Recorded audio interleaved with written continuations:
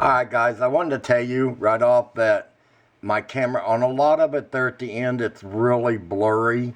You can still see what I'm doing, but I apologize, it's so blurry. I got way too close to the camera and didn't even notice that I was that close. So forgive me. Alright guys, today we're going to start saving some of the seeds off of these beautiful flowers. And what you want to look for is the ones that are completely dead like that. Now, it's going to be kind of hard for me to maneuver the camera cut and hold it at the same time. So, but anyway, in the bottom of this, around the bottom here, in the bottom of these petals is where your seeds are. So we want to collect all of those that we can get, like this one. See, there's still a few seeds in it, but most of the seeds are already blown away. So if you want to collect a lot of seeds, make sure you will get the ones that has still all the petals on them. Alright, I'll be back as soon as I collect some of these. I think I'm going to leave the bell pepper plants for a while because there's still big bell peppers coming up on them.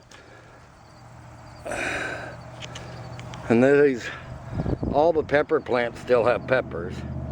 So I'm just gonna let them go, leave them and let them do their thing. Now, to save seeds on your Bachelor buttons, you don't want to pick these that are about halfway. These are not ready yet, even though the flower looks dead.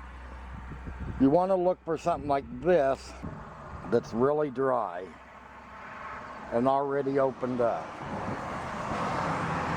See all of these? Like all of these are ready. You just pull them forward and then I'll show you later how to de-seed them.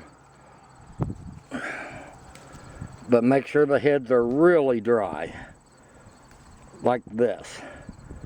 This one wouldn't do any good because the seeds are pretty much already gone, but this one's still full. Now on your basil, you want to let it get huge like this one did. And you wait until the flowers die off and they start turning brown. Then, just watch them really close because these little brown leaves, inside of those little leaves is where your seeds are. Look for the flower after it's died. See, like this one still got some flowers on it. But as they die, they turn brown. And where the brown is where your seeds are. Like right here. See how brown these are? Inside of those is your seeds. So what I usually do, even though they're brown, is I go ahead and lay them out and let them dry for a couple of weeks. And then I peel them open and take all the seeds out. And the seeds are going to be about the size of the grains of salt. Alright, now in cucumbers, I let this one get as big as it'll get. And I let it start turning yellow, and then I'll just leave it up here and let it kind of rot away a little bit. And as they rot, the huge ones, that's how you get your seeds. You save your seeds out of those. Zucchini or spaghetti squash, just pick it, lay it to the side, and leave it for a couple of weeks. But do not leave it very long, because if you leave your spaghetti squash too long, the seeds will germinate and plants will start growing inside of your spaghetti squash. Make sure it's a golden yellow color, not white.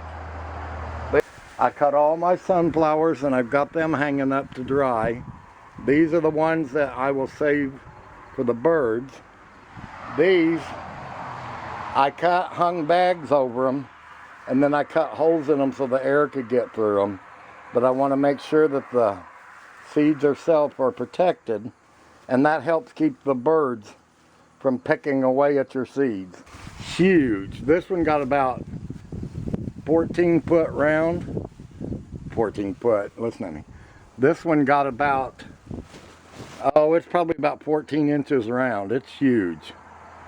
And I bag it so the birds can't get to the seeds, and the seeds can still dry out. And if any drop, I still don't lose them. But I just hung them up on my deck so they'll dry. And then I'll show you how to pull them out. Okay guys, I'm going to show you some of the different seeds and how to find them and save them. This is what you're looking for when you want to save morning glory seeds. After the flower dies, this little brown pod will show up, and you just put it, make sure it's good and dry, and just crumble it in your hand. And there's your seeds. That's what you're looking for.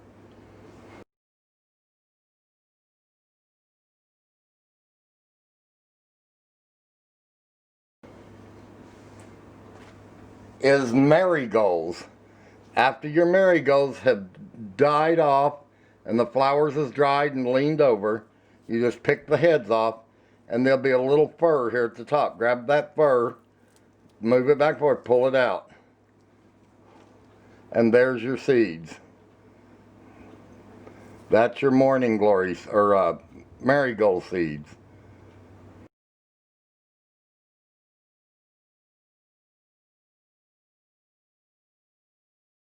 This is Bachelor button flower heads.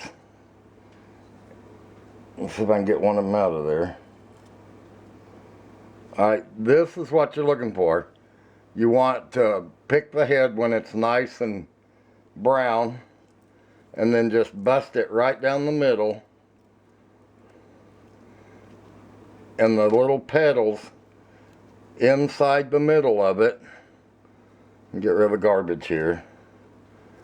The middle part of that flower looks like the little furry part.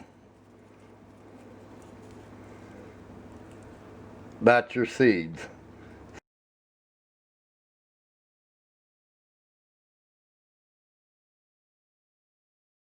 Now on zinnias, you want to make sure that you get a good dried head.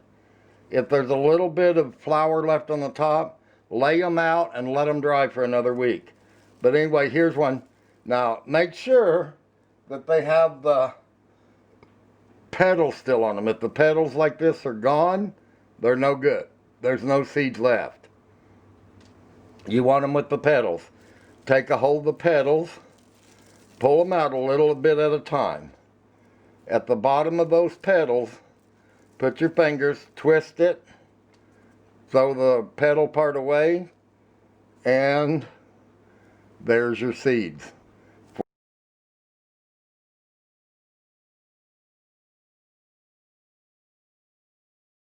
When I seed all of this, what I do is I lay them out on newspaper or something, and I let them dry for a couple of days before I bag them up or put them in old medicine bottles and get them ready for the next year. Guys, I hope this helps everybody, and I hope that this will help you save your own seeds. It will save you a lot of money, and you will get 10 to 20 times the seeds. You guys have a good day.